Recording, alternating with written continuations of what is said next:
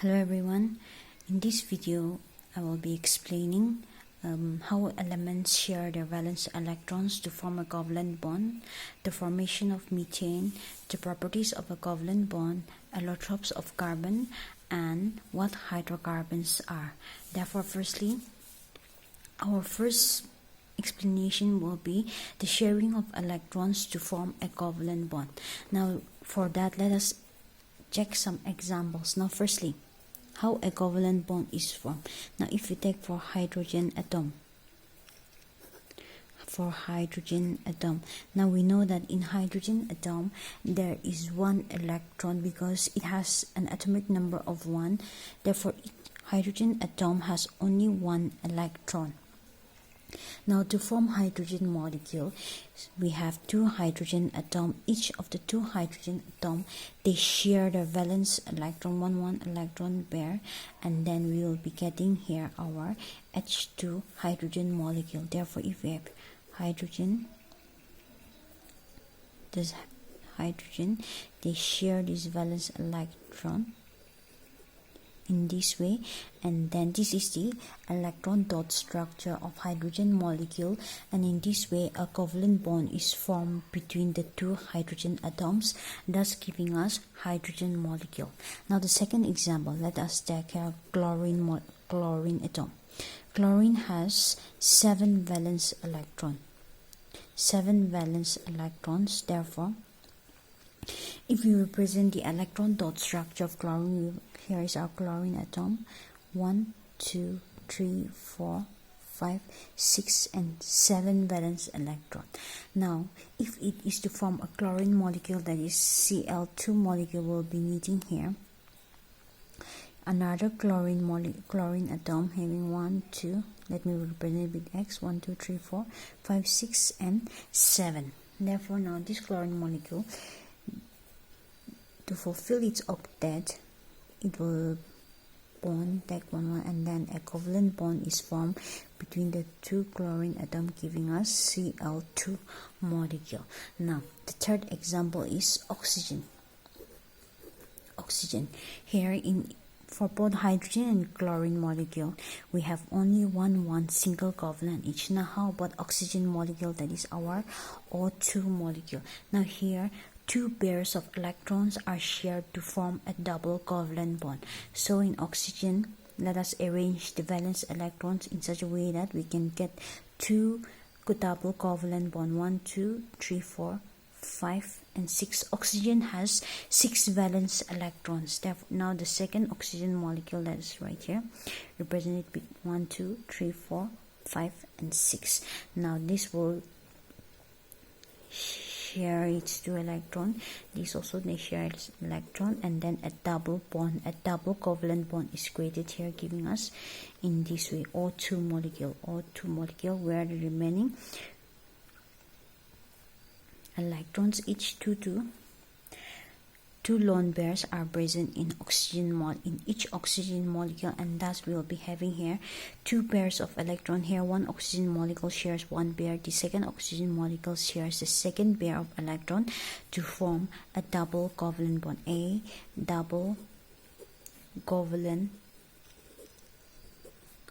A double covalent bond is formed in this case. Now let's take the fourth example, that is our nitrogen.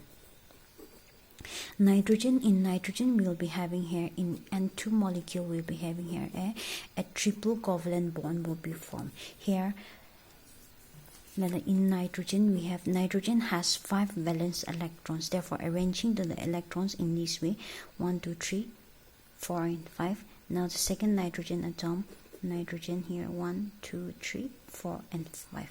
Now this comes and takes here 3 pairs of electrons are shared to form a triple covalent bond. A triple covalent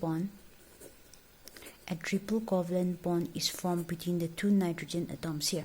Now in each, here we have 2 lone pairs. The 2 lone pairs, here 1 pair, the second pair, there are 2 lone pairs in nitrogen molecule, because that is the lone pairs are the electrons that do not participate in bond formation, and therefore we will be getting only triple covalent bond in N2 molecule. Now let us check the formation of methane molecule. The formation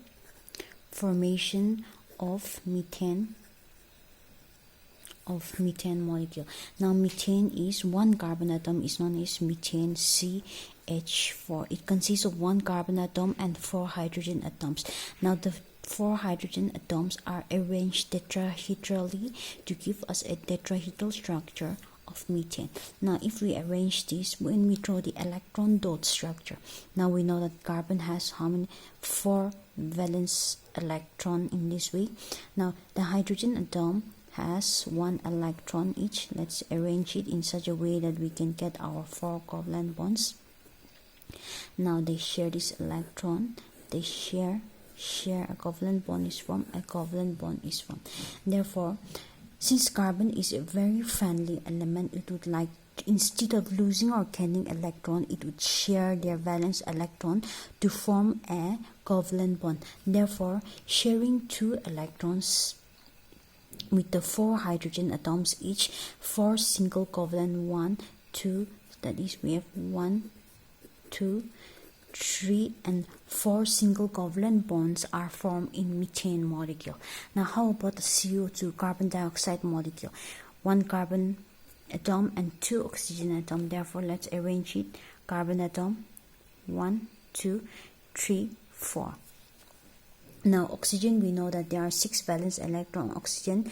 Let us write the first oxygen molecule 1, 2, 3, 4, 5 and 6 valence electron. The second oxygen molecule 1, 2, 3, 4, 5 and 6 oxygen molecule.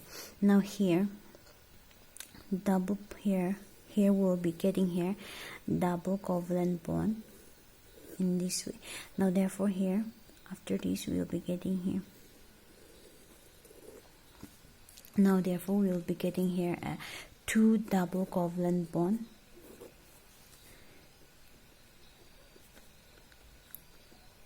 4 pairs of 4 lone pairs would be remaining here. 2 double covalent bond is formed in carbon dioxide molecule. Therefore here with carbon 2 double covalent bond is formed in carbon dioxide molecule, whereas in our methane molecule we have, by sharing 2 electrons between the carbon to hydrogen atom, the 4 hydrogen atoms, 4 single covalent bond is formed in methane molecule. Now therefore if we check the properties of a covalent bond, we will notice that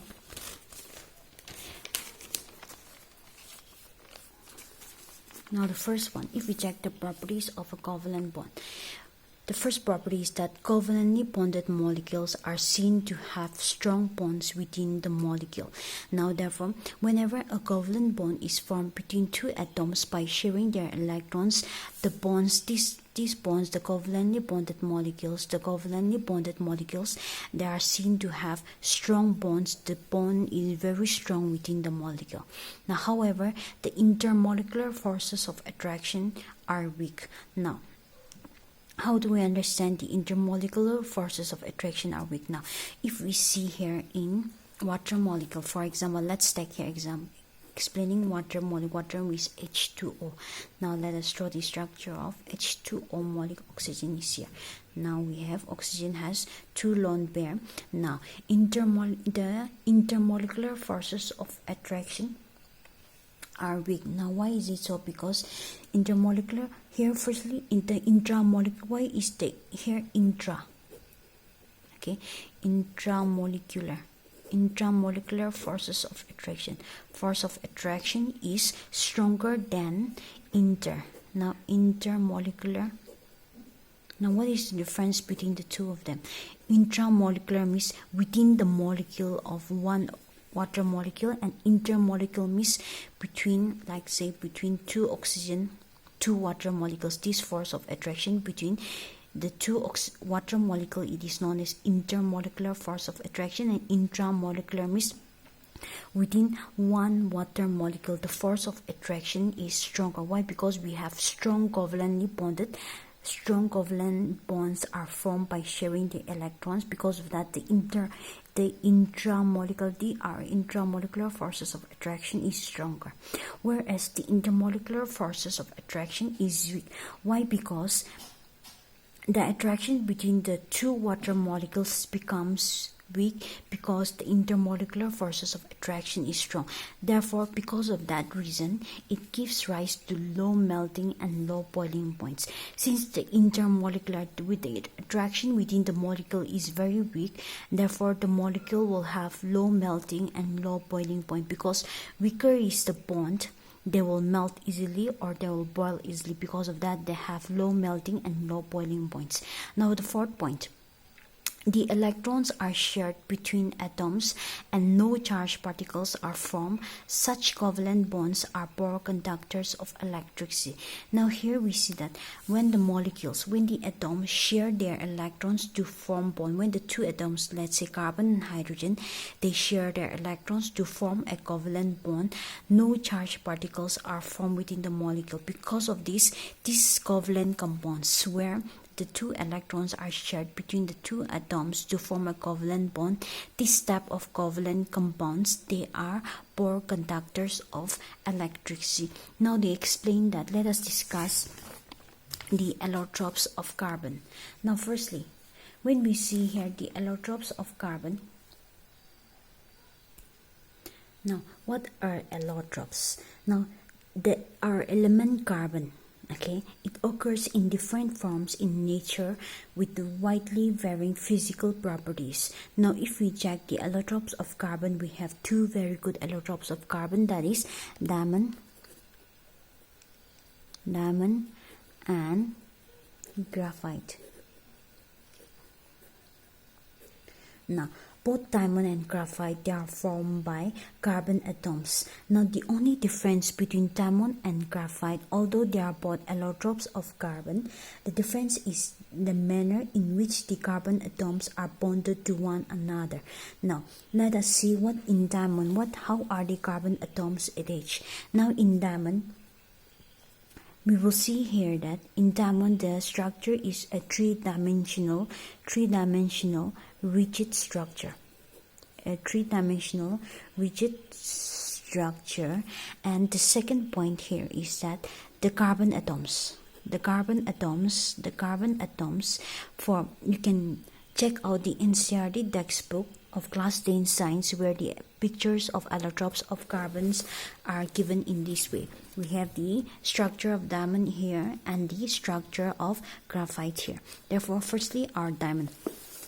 Now it has a rigid three-dimensional structure and the carbon atoms are closely packed. Because of that, since the carbon atoms are closely packed, means very tightly packed, they have high density. The density of diamond is very high. Now it has the third point, it has a strong three-dimensional network, means that the carbon atoms, the attachment of the carbon atoms between the carbon atom is a very strong network. Now it is the third point is, since it is a rigid structure, we have the word here rigid, means it is hard in nature, and because of its hardness, it has high melting point, almost equivalent to 4,000 degrees centigrade. Now the last feature and the most important feature of diamond is that there are no free carbon atom in the structure of diamond. Thus our diamond does not conduct electricity. Now when we see the structure of diamond, we will see here that in diamond, since there are no free atoms attached, diamond does not conduct electricity. And because it has a rigid three-dimensional structure, the carbon atoms are closely packed and having high density. Because of that, they have high melting points, almost equivalent to 4,000 degrees centigrade. Now Our second allotrope of carbon is graphite. Now if we check the second allotrope of carbon, we will see that in graphite they are arranged like that in the form of sheets. They have layered structure. Therefore graphite here, just the opposite of diamond, they are soft in nature,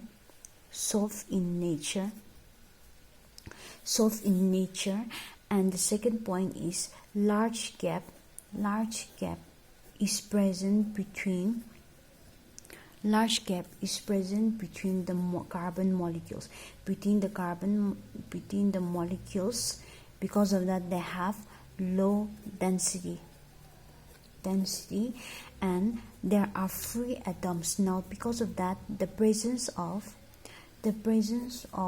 free carbon atom in graphite, because of the presence of free carbon atom in graphite can they conduct electricity. But whereas we know that in diamond, since there is no free carbon atoms, diamond does not conduct electricity. And the most important feature of graphite is that it has a layered structure. As we can see in our textbook, in our NCERT class 10 textbook, we see that in graphite they have a layer. This is the first layer, second layer, third layer, and so on. There will be so many layers. They are in the form of layers. Because of that, there are so many free atoms in here. There are so many free atoms. Because of that, our graphite conduct electricity. Now another important allotrope of carbon is we have here our fullerenes. Now fullerenes, they form another class of carbon allotropes. Now the first one to be identified was our C60 fullerenes, which has 60 carbon atoms arranged in the form of a football. Therefore the 60 carbon atoms are arranged in the form of a football. Now one important feature of fullerenes is that in the football structure of our fullerenes, it has 12 pentagonal shapes and then 20 hexagonal shapes arranged in the form of a football. Like for example, if we have here a pentagon, here, a hexagon would be attached in this way. Now we have here, so in this way there are so many. If we have a pentagon here, a hexagon, in this way they are arranged in the form of a football, where we have 12 pentagonal shapes and then 20 hexagonal shapes, all the 60 carbon atoms arranged in the form of a football. Therefore this was given, since this looked like a geodesic dome, which was designed by our US architect Buckminster Fuller. This was designed by a US architect, Buckminster Fuller. Because of that, this allotrope of carbon having 60 carbon atoms that look like a football, it is named after the architect that is known Buckminster Fuller, which is named after his name. It is known as our fullerenes. Therefore this is some of the allotropes of carbon atom.